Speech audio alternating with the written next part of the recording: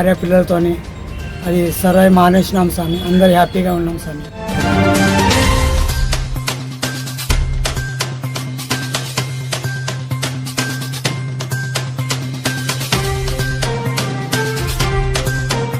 పూర్వంలో మా వాళ్ళు నాటు సారా జీవనం చేసుకొని సాగిస్తుంది. ఇప్పుడు అవన్నీ మానుకొని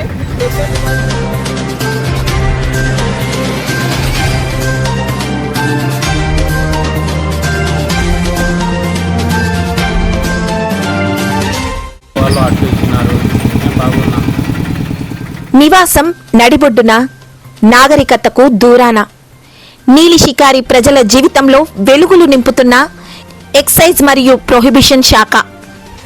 వారిది ప్రత్యేకమైన జీవన విధానం. వారి భాషకు లిపి లేదు.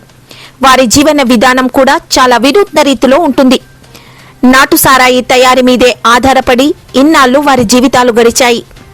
తరతరాలుగా వారికి ప్రత్యేకంగా వృత్తి లేకపోవడంతో సారా తయారు చేయడం, విక్రయించడం, వచ్చిన దాంతో జీవనం కొనసాగించడం జరుగుతూ ఉండేది.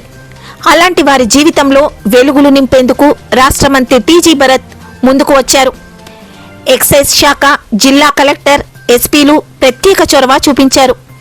ఫలితంగా వారి జీవితంలో గొప్ప మార్పులు వచ్చాయి. పూర్తి వివరాల్లోనికి వెళ్తే, కర్నూలు నడిబొడ్డు బంగారుపేటలో నీలి షికారి సామాజిక వర్గానికి చెందిన కుటుంబాలు 200కు పైగా ఉన్నాయి.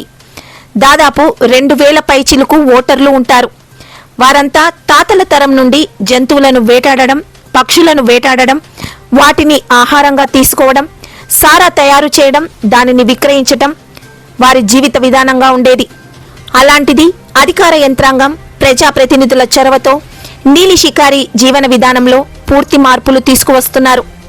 బ్యాంకుల ద్వారా రుణాలు ఇప్పించడం, ఆటోలు ఇప్పించడం, జీవనోపాధి చూపించడం జరుగుతోంది. ప్రతి నెల గ్రామ సభలు నిర్వహించి నీలి షికారి కుటుంబాల్లో మార్పులు తీసుకువచ్చే ప్రయత్నం చేస్తున్నారు. మార్పే లక్ష్యంగా పనిచేస్తున్నామని తెలియజేశారు సిఐ చంద్రహాస్. నీలి షికారి కుటుంబాలలో మార్పు తీసుకువచ్చేందుకే పనిచేస్తున్నామని Kurnool excise and prohibition circle inspector Chandrahas అన్నారు. ప్రాముఖ్యంగా ప్రజాప్రతినిధులు, పై అధికారుల సూచనలు, సలహాల మేరకు తాము నీలి షికారి కుటుంబాల్లో ఇప్పుడిప్పుడే మార్పులు తీసుకువస్తున్నామని తెలిపారు. సారా వద్దని, స్వయం ఉపాధి ముద్దని వారికి వివరించడం జరుగుతోందన్నారు. ఇప్పటికే 20 లక్షల రూపాయలతో వారి కుటుంబాల్లో వెలుగులు నింపేందుకు ఆటోలు ఇవ్వడం, పనులు చేసేందుకు పరికరాలు ఇప్పించడం జరిగిందన్నారు. రాబోయే రోజుల్లో కూడా గ్రామ సభల ద్వారా వారిలో చైతన్యం తీసుకువస్తామని, వారి ఉపాధికి అవసరమయ్యే అన్ని కార్యక్రమాలు చేపడతామని సిఐ చంద్రహాస్ ఈ సందర్భంగా తెలియజేశారు. కాశీ, బంగారుపేట, ఇంతకుముందు నాటు సరాయి కాశీ అమ్ముతుంటిమి. ఇప్పుడు ఎక్సైజ్ డిపార్ట్మెంట్ వరకు మా ఎక్సైజ్ వాళ్ళు ఆటోలు ఇప్పించారు. చాలా హ్యాపీగా బాగున్నాము. భార్య పిల్లలతోని అది సరాయి మానేసినాం స్వామి. అందరు హ్యాపీగా ఉన్నాం స్వామి. నేను బంగారుపేట నివాసం ఉంటాను. గత పూర్వంలో మా వాళ్ళు నాటు సారా జీవనం చేసుకొని సాగిస్తుంది. ఇప్పుడు అవన్నీ మానుకొని ఎక్సైజ్ డిపార్ట్మెంట్ తరఫున మాకు జీవనం చూపించారు సార్ వాళ్ళు, ప్రొఫెషన్ ఎక్సైజ్ వాళ్ళు. అందువలన మేము ఆటోలు వేసుకొని బాగా మంచిగా బతుకుతున్నాము. బంగారుపేట సార్ వాళ్ళు ఆటో ఇస్తున్నారు, బాగున్నాం.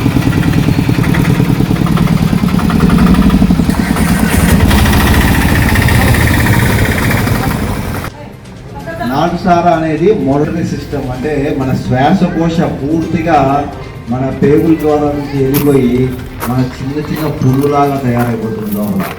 అరే ఏంటో మనం తిన్నాము, రాత్రేమో తాగాము, అంతా ఇదైపోయింది, పొద్దున్న లేచి చూస్తానే మజ్జిగ తాగాల, టీ ఇస్తేనే ఆ పని జరుగుతుంది.